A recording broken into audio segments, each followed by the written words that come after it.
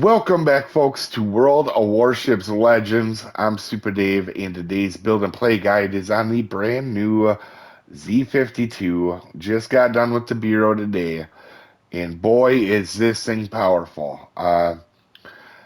Honestly, this is, if you guys are on the fence about doing this destroyer, 100% do it. Even if you're a battleship commander, it's one of the easiest destroyers to play. In my opinion, I might get heat for this, but it's the most powerful ship in the entire game. And you don't even have to do a ton of damage with it. That's the crazy thing. So today I've got it, played 4 matches.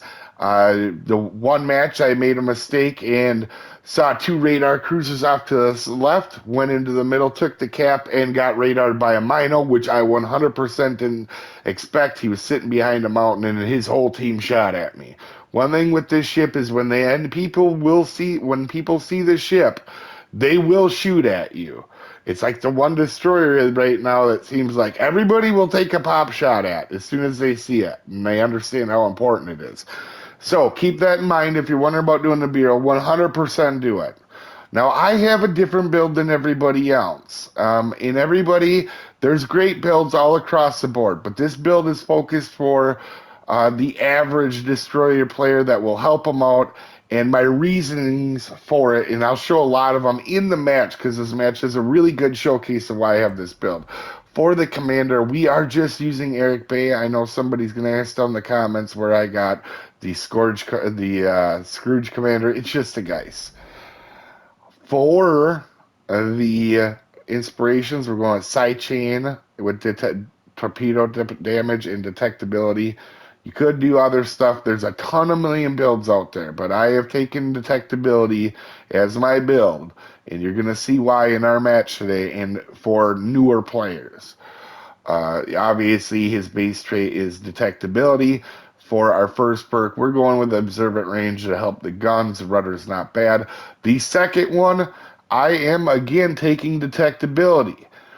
This is catching a lot of people off guard. Now, is listen closely a good one as well? 100%. But I can tell you, I've not needed more than 2 sonar charges with this build.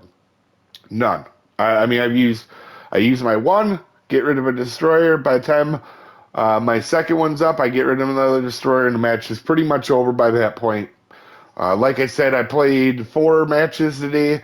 3 of them I have absolutely either destroyed the 2 cruisers in all three of the matches, or did the majority of the damage in them destroyers in the 3 matches. My first match, I had 2 radar cruisers off to the right. They were the only ones that I thought in the game that were going to have radar. I took the B cap, and right behind the mountain of that cap was a Mino running radar. Who would have thought? And I didn't even get to spot him, and I got absolutely shredded by the team because I'm telling you, the one thing with this ship is if people see it, so far they will try to get rid of it as quick as they can. So you have to be careful with that and not be too aggressive. Now for the last skill, Torpedo Royal helps the torpedoes out. It's not, it's not the end of the world. You can pick either one of anything that you want here. It's not a super important skill. And then unstoppable, so that if we get hit, we don't just stop moving and then dead in the water. I think that's a really, truly amazing perk. Um, and this ship is really powerful in the fact of you don't have to do a lot of damage with this ship to really change the match. And that's the thing that caught me off guard with it. You'll change the match just by getting rid of a destroyer or 2 really quick. And it's super powerful. um, so for your upgrades, I'm using a main battery mod 2. Obviously, aiming systems would be a bad one. The reason I'm doing the mod 2 is to help the guns turn, because you're going to see in a second we're going to hurt the traverse a little bit. Obviously, spot 2, prop mod to move around, stop and start while you're in smoke or whatever you're doing. And the third one, concealment mod, to keep detectability down, and that incoming fire dispersion is handy if you do get spotted. And for the last one, we are taking the reload, and we're taking that penalty on traverse. That's the reason I took the first one, the first traverse speed mod. So for a loadout, you have 2 smokes. They're pretty good. They last a little while. They're not American smokes, but they're solid. And for the you have 2 engine boosts, and you have this amazing hydro. This thing is so powerful. This thing should be only locked to have one of these, and I still think it's too powerful. This sonar is what makes this ship very good, in my opinion. So, for the specs on the ship, 20,000 health on this build. You could get a lot more, but honestly, I haven't needed it. So, for artillery, this is what I like about it. With the taking that reload, we get this down to 3.3 seconds. Obviously, that's very good. And with our detectability, you can see it's only 5. The only things down at that level are stuff with this build that you're going to completely outgun. And that's if you don't have you're not sonaring them in the first place in smoke, so they can't see you anyway. But the ships that you're gonna see at the same detectability of, you're gonna absolutely destroy with these guns. Um, that being said, here, don't hesitate to use AP if you get the chance in this ship. The AP is pretty solid. For the torpedoes, you get 8 of them. They reload relatively quickly. They don't do the world's most damage, but they're not awful either. They're significant. AA damage, haven't had in a plane match, but based off these numbers, it's not good, and it doesn't look like it would be very good. The AA numbers are distorted. I always consider the farthest range and the damage per second in that range, because the shorter distances, the planes are still going to get their planes, or their bombs dropped on you, or whatever they're trying to do. Maneuverability 37.5 for your speed, a turning circle 700, and your rudder, even taking that penalty, is still 5 seconds, so it's solid. Concealment 5 kilometers, and this is one thing with this build that I really like a lot. I know everybody's got different builds. I'll show you why I have this build the way it is, and it's happened every match but the first one where I got obliterated right away in. One thing I forgot to mention is the armor, and to be honest, it's a destroyer. Like all destroyers, you're not tanking anything. As we go ahead and start this match and check who we're up against, I do want to say it is disclaimer time. This is a beginner's guide to help out people just learning this ship or learning the game in general. This is not for professional gamers that know everything there is to know about everything. There is also multiple ways to build and play ships, so opinions will vary. I am just a above average player. I don't claim to be the best player in the world. I just am a pretty darn good player. So I do make mistakes. You're going to see some in this match. And also, you didn't come to this video to see how to pronounce names, as I am very terrible at slaughtering other beautiful languages. It's almost an art form, so keep that in mind when you're watching this, guys. With that out of the way, we are on the Scandinavia map. And if you guys are wondering whether I like this ship or not, I freaking love it. In fact, I'm going to have to be careful not to play. I'm going to limit myself in the games in this because I feel like it's really powerful. And you could do a lot of kills with it. So right away off the bat, I'm letting Carl know, hey, you might be a new player. This is a big map. You don't have to back up for it. But anyway, we're going to roll in. And my first thing is I'm not spotted. So, again, as always, in a destroyer, that means one of two things to me. Most of the time, that either means is I'm going up against a not very aggressive player or not a very good player. For the most part. Obviously, there's exceptions to that rule, but for the majority of the reasons, I'm not located, so that's letting me know I probably going to win this fight, whoever is over here. You see there's 3 destroyers, 1 spawned at every cap. There's definitely going to be a destroyer.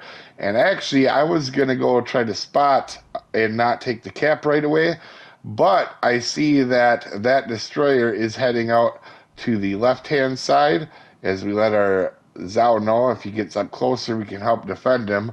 I was hoping he would come up. We're going to throw some torpedoes there because I'm going to go in the cap and hopefully make that destroyer, whatever one it is, come into the cap. And a lot of times, if you do that, you can get that, or a cruiser that's trying to poke his nose out and use radar.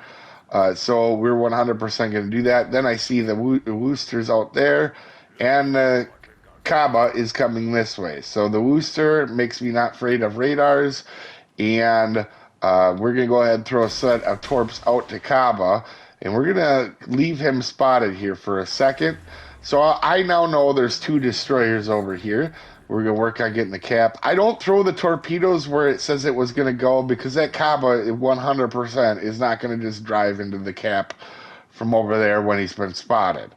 Or I wouldn't if I was a Kaba. I try to think like the other players. So you're going to see me here back up. And we are going to go. We know there's a destroyer to our left.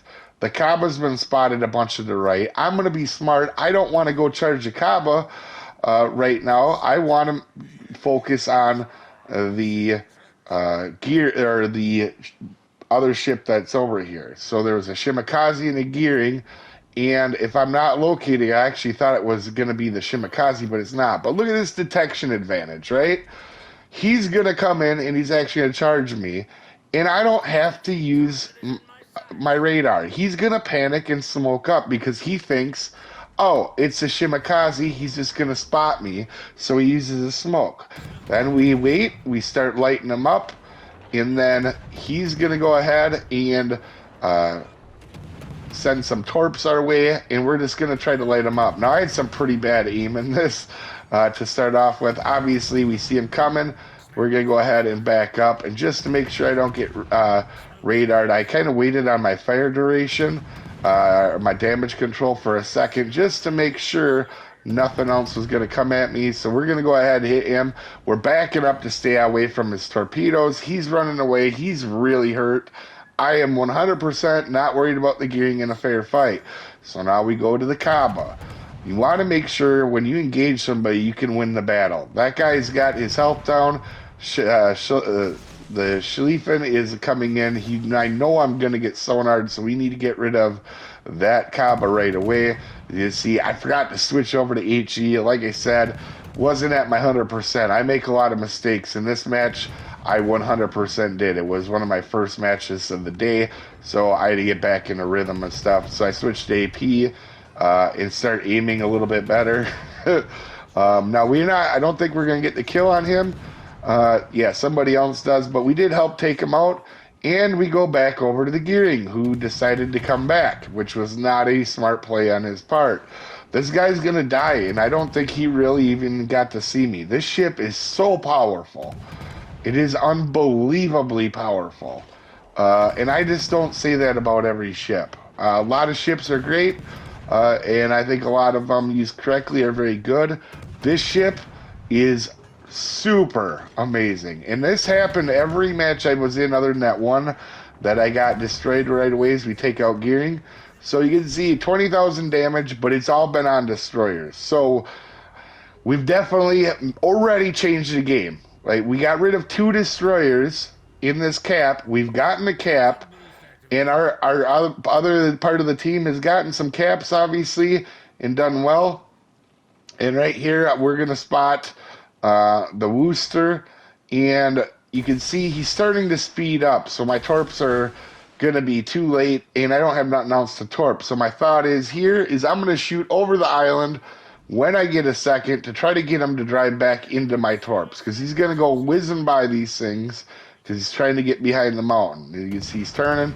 I'm going to shoot, hoping that is going to bait him in to my torps. It's not. But you guys can 100% see here, if you kind of guess what the other players are going to do, like the Gearing, he probably thought it was just a Shimakaze that was going to spot him, and it wasn't. And he panic smoked. And I wouldn't even say that was a panic smoke. I think that wasn't a terrible play on his part. You have to probably assume that if it was a Z-52, almost all the Z-52s are doing like 6 kilometer builds. So he would have expected to see me if he thought it was a Z-52. In every match, I've caught a destroyer off guard like that. Every match. They'll try to drive into 5.5 or so to see. Then that's the other reason for the detection, guys, is um, they before they can even spot you, if they do, they have to drive into about 5 kilometers, obviously, to see you. Which means when you hit your sonar, they're not going to be able to instantly leave like when you build it at 6 kilometers. 6 kilometers, they spot you, you hit your sonar, you get about 15 seconds, and they're turning and burning. And that's if you're, so that gives you extra time in your sonar that they can't get out of, no matter what they're doing.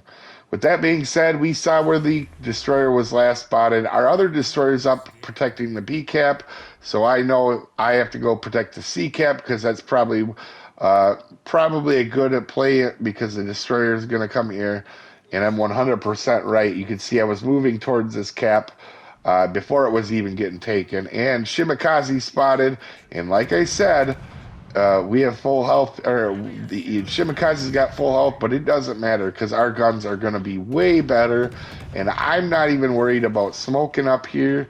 We're just going to light him up and take him out. Obviously, we're going to slow down because he 100% sends torps. That's what every Shimikaze player does. He wasn't shooting his guns at first, so he's definitely trying to torp me. And with the 2 turrets on the front, we only need the front turrets to outgun the Shimikaze.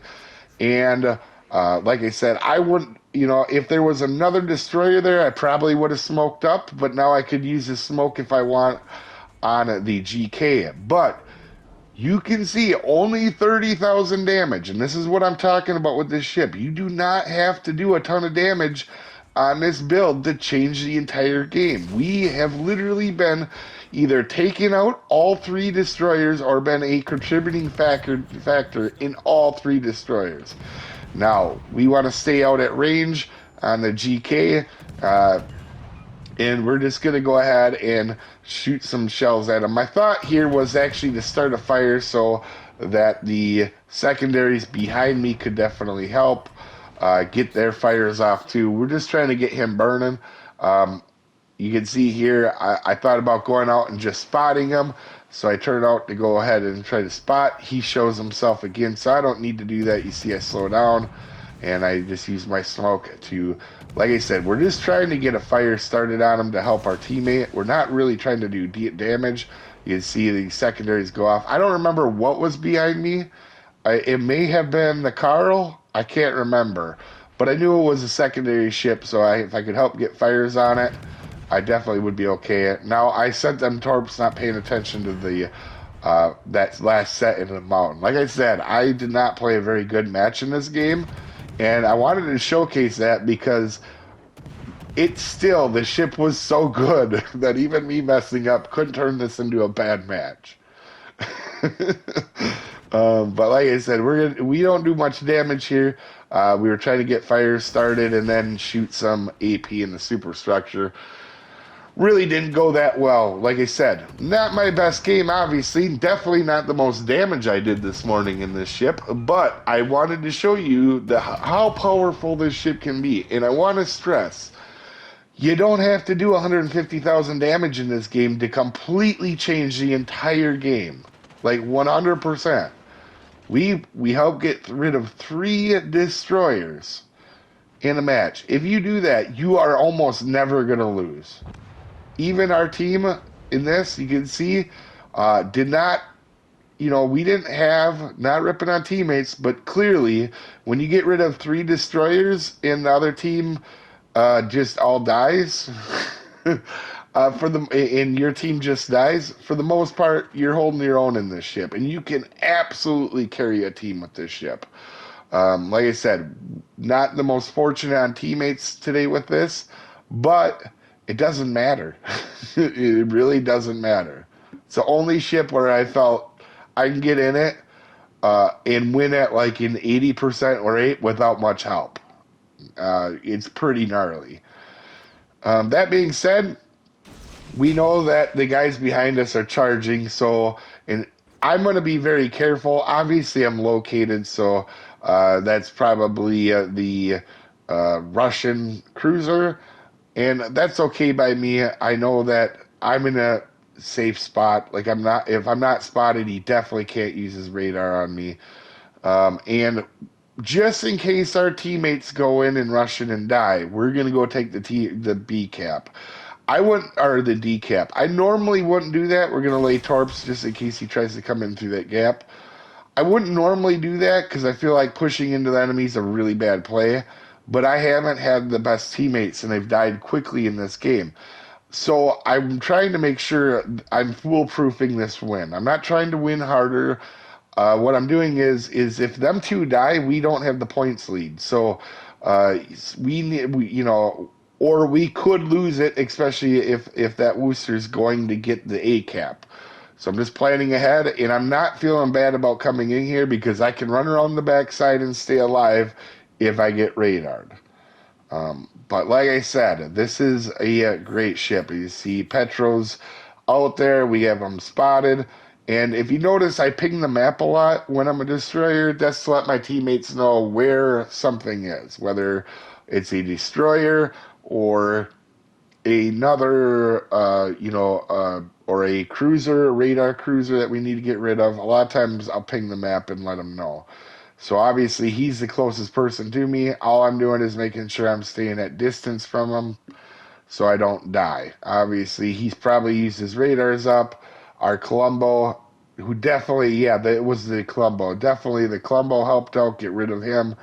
And now we're not worried at all. We know that there's something behind that mountain, and we're going to let our teammates know. But beforehand, I'm going to put out a torps just in case this guy gets brave and come back at me. Because I don't know if the Worcester is going to the A cap.